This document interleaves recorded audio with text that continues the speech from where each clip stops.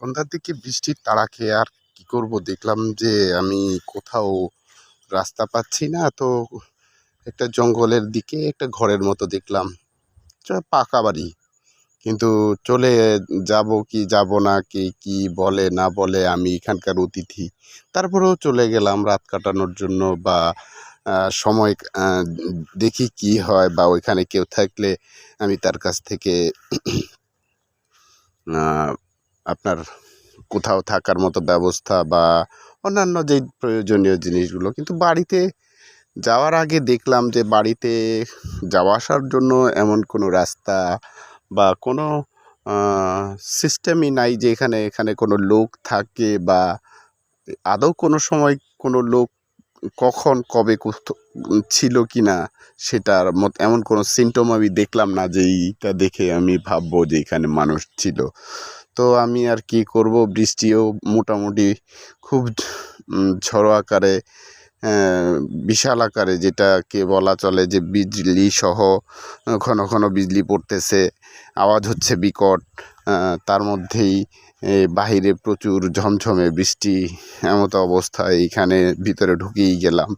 দরজা যদিও বন্ধ ছিল, কিন্তু ধাক্কা দেওয়ার পরে অটোমেটিকলি কেমন যেন খুলে গেল। আমিও ভিতরে ঢুকলাম। ঢুকে ইনশাল্লাহ দেখলাম যে প্রচুর ময়লা, সঙ্গে টর্চ ছিল। তাই সালামু আলাইকুম, আমি দাউদ আনোয়ার। আমি বর্তমান 42 বছর বয়সী একজন ছেলে।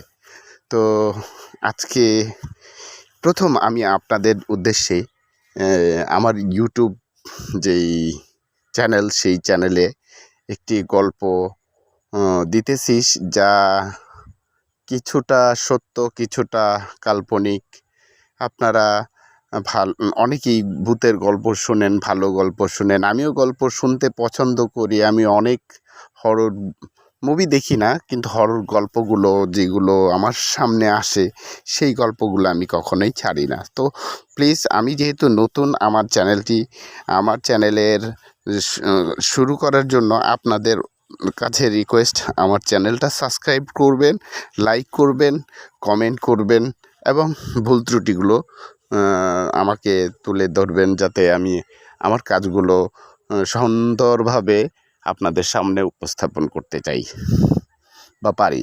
তো এমতো অবস্থায় আমি এই ভিডিওটাতে আপনাদের যে গল্পটা জানাতে চাচ্ছি, আসলে আমি ছোটোকাল থেকেই বলা চলে, আমার বয়স 13-14 বছর বয়স থেকেই আমি খুব মাছ ধরার প্রতি আমার একটা নেশা, এবং হুটহাট করে এদিক ওদিক চলে যেতাম ভবঘুরের মতো। কিন্তু এখানে কোনো আপনার তান্ত্রিক ক্রিয়া বা অলৌকিক ক্রিয়া আমি কখনো শিখেও নাই, বা এমন কারো কাছে দীক্ষা বা এই ধরনের কোনো কিছুই আমি কখনো বিশ্বাস করতাম না। হ্যাঁ, কিন্তু একটা জিনিস কি, আমি মুসলমান, এবং আমার পারিবারিক বিষয়বস্তুগুলোতে অতিরিক্ত মাত্রায় আপনাদের মৌলবাদিত্ব আছে, যেখানে অনেকেই বিশ্বাস করে, অনেকেই অনেক রকম কথা বলে, যা কিনা আমি আমার একটা ছোট্ট ক্লিপ আপনাদেরকে দিচ্ছি। সেই ক্লিপটা হলো আমার দাদি, মরহুম দাদি। উনি বেশ ভালো বয়স নিয়েই মারা গেছেন, যদিও প্রায় 4-5 বছর হয়ে গেছে। আমার চাচাদের সাথে বা আমার অন্যান্য রিলেটিভদের সঙ্গে আমার যদিও সম্পর্ক ছিল না, কিন্তু আমি একটা জিনিস জানতে পেরেছি, সেটা হলো আমার দাদির সঙ্গে নাকি জিন বা পরী ছিল। তো এটা নাকি উত্তরাধিকার সূত্রে অনেক সময় অনেকে পেয়ে যায়। এখন আমি আসলে আপনাদের সামনে গল্প উপস্থাপন করতেছি, বা আশা করছি যে আপনাদেরকে গল্প শোনাবো, বিশেষ করে হরর সাইড, কারণ আমি অনেক হরর এক্সপিরিয়েন্স করার চেষ্টা করেছি। একা অনেক জায়গায় মাছ ধরতে গিয়েছি, পুরনো বাড়িতে গিয়েছি। সেই হিসেবে আজকে আপনাদেরকে যে গল্পটা শোনাতে চাচ্ছি, সেই গল্পটা আমার জীবনে কতটা ভয়াবহ ছিল, সেটাই আপনাদের কাছ থেকে জানতে চাইতেছি, এবং কমেন্টে জানাবেন। তো শুরু করছি আজকে আমার গল্প। তারপরেও আবার আপনাদের কাছে রিকোয়েস্ট, আমার চ্যানেলটি অবশ্যই সাবস্ক্রাইব করবেন। নতুন হিসেবে নতুন করে সুন্দরভাবে কাজ করার জন্য যা যা করণীয় আপনারা আমাকে কমেন্টের মধ্যে জানাবেন, যেহেতু আমি নতুন। সময়টা 95 অথবা 96 বা 94 এরকম, এর মধ্যে তখন আমি সম্ভবত ক্লাস 7 বা 8-এ পড়ি। আমার আব্বা ছিলেন একজন কন্ট্রাক্টর, টেইলার কন্ট্রাক্টর ক্যান্টনমেন্ট এরিয়ায়। যেহেতু আমি বর্তমান 42 বছর বয়সী, আমার অনেক বন্ধুবান্ধব আছে যারা এই গল্পের সঙ্গে ইনভলভ। তারা প্রত্যেকেই জীবিত আছে, আবার অনেকেও মৃত্যুবরণ করেছে। তো সেহেতু আমি কারোর নামই উপস্থাপন করছি না, আর এটা নাটক আকারেও আমি আপনাদের সামনে উপস্থাপন করছি না। তো আপনাদেরকে শুধু আমার গল্পটা বা গল্পগুলো শোনাবো, এই হিসেবে আপনাদের সামনে আসা, এবং নতুন পেজ বা চ্যানেল সেই হিসেবে আপনাদের সহযোগিতায় আমি আমার গল্পগুলো পেশ করছি। হ্যাঁ, তখন বয়সটা আমার খুবই কম, যদিও, কিন্তু দুর্দান্ত সাহস এবং একটু কী বলবো, বাউন্ডুলি কিসিমের না, আমি একটু সরল শীতের মধ্যে খুবই চঞ্চল একটা প্রকৃতির ছেলে। আমার নেশা মাছ ধরা, আমার নেশা ঘোরা। আমি তখন থেকেই অনেকগুলো বই লেখার চেষ্টা করেছি, অনেক কবিতা লিখেছি। একটা জিনিস কি, আমার মধ্যে কোনো সময় ভালোবাসার জিনিসটা ছিল না।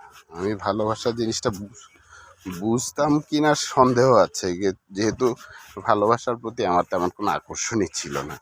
আমি আমার বাবা মায়ের একমাত্র ছেলে, সেহেতু যখন যেটাই করতাম সম্পূর্ণ নিজের মন ইচ্ছা মতো করে চলে যেতাম। তো এখন আমি আমার বাবার সঙ্গে কী কারণে যেন রাগ করি। আমাদের দোকানে যে কোনো একজন কর্মচারী ছিল, সে আমাদের নিজেদেরই লোক। আব্বার সঙ্গে রাগ করে আমি চলে গেলাম, মানে চিটাগাংয়ের উদ্দেশ্যে আমি রওনা হয়ে গেলাম। তবে এইখান থেকে ওই আপনার ক্যান্টনমেন্ট এরিয়া থেকে আমি আশুলিয়া হয়ে আর কি সায়দাবাদ হয়ে চট্টগ্রামের উদ্দেশ্যে চলে গেলে তো আমি সময়টা এতটা করব না, মানে এক্সপ্লেন করতে পারবো না, কারণ জিনিসটা অনেক আগের। এমন না যে আমি এটা আপনাকে বলতেও পারবো না। যদি ধারাবাহিকভাবে এমন কোনো পর্যায়ে আসে, তখন হয়তো বা আমি এক্সপ্লেন করব যে এই সময় এই জায়গায় সম্পূর্ণগুলো স্পষ্টভাবে আমার স্মরণ আছে বা মনে আছে। তো আমি আপনাদেরকে যেটা বলতে চাইতেছি সেটা হলো গল্পের ধারাবাহিকভাবে, যে আমি সাভার ক্যান্টনমেন্ট থেকে বাইবেল ব্রিজ হয়ে আবদুল্লাপুর হয়ে সায়দাবাদ যাই। ওইখান থেকে আবার চিটাগাংয়ের রাস্তায় উঠি, মানে গাড়িতে ওঠার পরে আমাকে বাস স্টেশনে, যেখানে তখন কিন্তু অবশ্য মোবাইলের চল ছিল কি না, হ্যাঁ মোবাইলের চল ছিল, মোবাইল ছিল, কিন্তু আমার কাছে তখন মোবাইল ছিল না। থাকলেও আমাদের দোকানে ছিল। তো আমি কারোর সঙ্গে কোনো যোগাযোগ না করে, কাউকে চিনি না জানি না, আমি সরাসরি চিটাগাংয়ের উদ্দেশ্যে গাড়িতে উঠে যাওয়ার পরে একেবারে গাড়ি আমাকে নিয়ে ডাইরেক্টলি অলঙ্কা এলাকাটায় নিয়ে যাওয়ার পরে ওইখান থেকে আবার আমি আরও ভিতরের দিকে রাঙামাটির একটা গাড়িতে উঠি।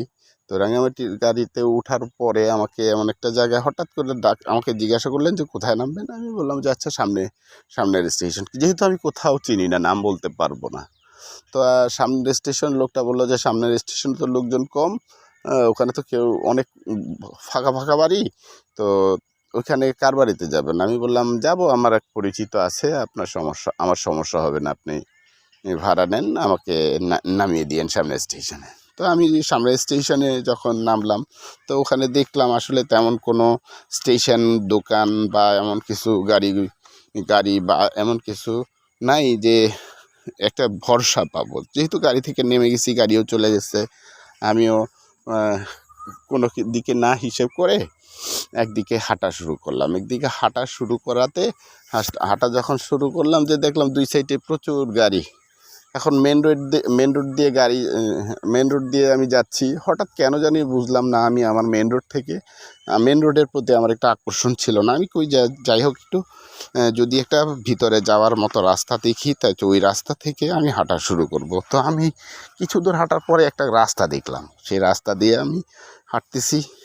ওই রাস্তাটাই ধরে আমি হাঁটতে হাঁটতে চলতেছি। কিন্তু দিনের জিনিসটা তখন আমি যখন নেমেছিলাম তখন সেটা বিকেল ছিল। কিন্তু হাঁটতে আমি একটা পর্যায়ে দেখলাম যে একটু মেঘ জাতীয় ছিল। যে মেঘ জাতীয়টা দেখার পরে আমার কাছে এমন কিছু ছিল না যে আমি মেঘ থেকে বাঁচবো। হালকা হয়তো বা কিছু কাপড় চোপড় আমার কাছে ছিল। সেই কাপড় চোপড়গুলোর নিয়েই একটা ব্যাগ নিয়ে আমি আসছি।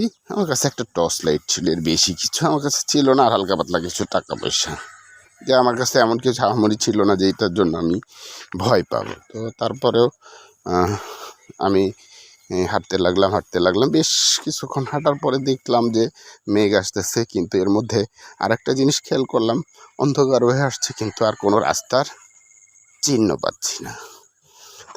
এমন অবস্থায় আসলে একটু ভয় পেয়ে গেলাম।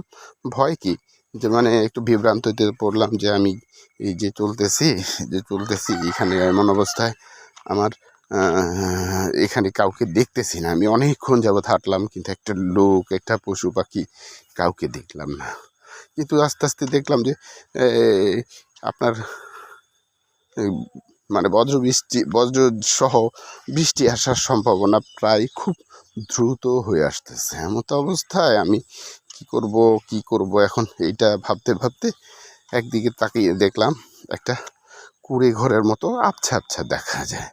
তো আমি মনে করলাম যে যাক অনেক কষ্টে একটা বাড়ি যেহেতু পেলাম, হয়তো বা ওখানের লোকজন থাকলে এখান দিয়ে কোথায় যাওয়া যায় তাদের সঙ্গে কথা বলে বাকি পথগুলো আমি চিনে নিব।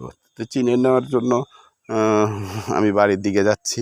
কিন্তু বাড়ির সীমানার আশেপাশে আমি দেখলাম না যে কোথাও বাড়ির কোনো সীমানা আছে বা বাড়িতে ঢোকার মতো কোনো রাস্তা আছে। যেহেতু বাড়ির দরজা দেখছি, সেই দিক দিয়ে কোনো মতে নিজে ঝাড় জঙ্গল একটু পাশ কাটিয়ে বা করে সরিয়ে আমি ঘরের কাছে গিয়ে দেখলাম যে কেউ নেই, বা এখানে যে কোনো মানুষজন থাকে সেই রকমও কিচ্ছু নেই। আমি আপনাদেরকে গল্পটা বলতেছি, কিন্তু তখন যে আমি কি ভয় পেয়েছিলাম তা আপনাদেরকে ভাষায় প্রকাশ করার মতো না। সন্ধ্যা হয়ে গেছে এবং খুব খুব খুব খুব আকারে বজ্রসহ বৃষ্টি হচ্ছে, যা আমি যদিও ভয় পেতাম, ভয়টাই তেমন একটা ছিল না, তারপরও কেমন যেন একটু অন্যরকম সিচুয়েশন তৈরি হয়ে গেছিল। যাই হোক, আমি ওই বাড়ির সামনে যখন একদম ঘরের কাছেই চলে গেলাম, ঘরের কাছে চলে যাওয়ার পরে দেখলাম একটা দরজা, সেটা অনেক পুরাতন দরজা, কাঠের দরজা।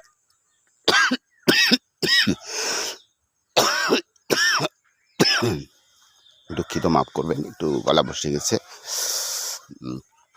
তো দরজাটা দেখে আমি তাকিয়ে দেখলাম এখানে কোনো তালা নেই। দরজাটা খুলে যখন ভিতর দিকে উঁকি মারলাম, দেখলাম যে অনেক ধুলো, ময়লা, পাতা, জঙ্গল, এটা সেটা। কিন্তু তৎক্ষণাৎ অনেক বৃষ্টি, মানে খুবই বজ্রসহ বৃষ্টি, বাহিরে করা যায় না। তো আমার সঙ্গে ম্যাচও ছিল। আমি তখনও সিগারেট ব্যবহার করতাম, ম্যাচ ছিল, সিগারেট ছিল। হ্যাঁ, সঙ্গে একটা জিনিস কি, চাদরের মতো একটা চাদর ছিল আমার, যেটা কিনা আমার দাদার থেকে পাওয়া। এই চাদরটা অনেক বড়, অনেক দামি নাকি ছিল। তখনকার আমলের নাকি এটা প্রায় 2,500 থেকে 3,000 টাকা দিয়ে আমার কে বা কারা আমার দাদাকে দিয়েছিল। দাদা মারা যাওয়ার পরে চাদরটা আমার আব্বার কাছে ছিল, আর আমি ওই চাদরটা মাঝে মধ্যে নিয়েই বের হতাম। বাইসেন্সলি কোথাও যদি আমি মাঝে মধ্যে এদিক ওদিক চলে গেলে আমি মসজিদে রাত কাটাতাম, সেই হিসেব করে চাদরটা আমার সঙ্গেই রাখতাম যদি কোথাও যাইতাম। তো ভিতরে ঢোকার পরে আমি লাইট দিয়ে দেখলাম যে এখানে কি করা যায়। তাও পা দিয়ে ময়লা কিছুটা জঙ্গল ধুল টুলো সরিয়ে আপনার একটু পলিথিন জাতীয় কিছু দিয়ে আমি একটা জায়গা করলাম, বসলাম। কিন্তু বৃষ্টি হচ্ছে, ঝড় বৃষ্টি যাই হচ্ছে, বিদ্যুৎ বজ্রবিদ্যুৎ হচ্ছে, এমতো অবস্থায় ওখানে বসে খাবারও তেমন আমার কাছে ছিল না, খুব ক্ষুধা লাগছিল। এমতো অবস্থায় এই মনে করেন বসে বসে আমি সিগারেট খাচ্ছি। একটা দুইটা সিগারেট খাওয়ার পরে, যেহেতু টর্চ লাইট, তখনকার আমলে চার্জার লাইট ছিল না, ব্যাটারি চালিত লাইট, পেন্সিল ব্যাটারির লাইটটা ছিল আমার কাছে। আমি স্পেশালি বিশেষ করে আমি ওয়াকম্যান শুনতাম, ওয়াকম্যান ছিল, সেই ওয়াকম্যানের জন্য আমার কাছে রিজার্ভ কিছু ব্যাটারি সবসময় আমি রাখার চেষ্টা করতাম। এখন এমতো অবস্থায় আমি ওখানে ওই ঘরে বসে আছি, বসে অনেক সময় পার করার পরে দেখলাম বৃষ্টি কিছুটা কমেছে। এখন আমি হালকা একটু বাহিরে বের হয়ে দেখার জন্য যেই চেষ্টা করতে গেলাম, হঠাৎ আমার চোখের সামনে একটা বিষয় সম্মুখে আসলো। যে বিষয়টা আমি দেখে ওখানে কোনো প্রকার শব্দ করবো তো দূরের কথা, ওখানে যে আমি দাঁড়িয়ে আছি সেটাও আমাকে ভাবতে অনেকটাই কষ্ট হচ্ছে।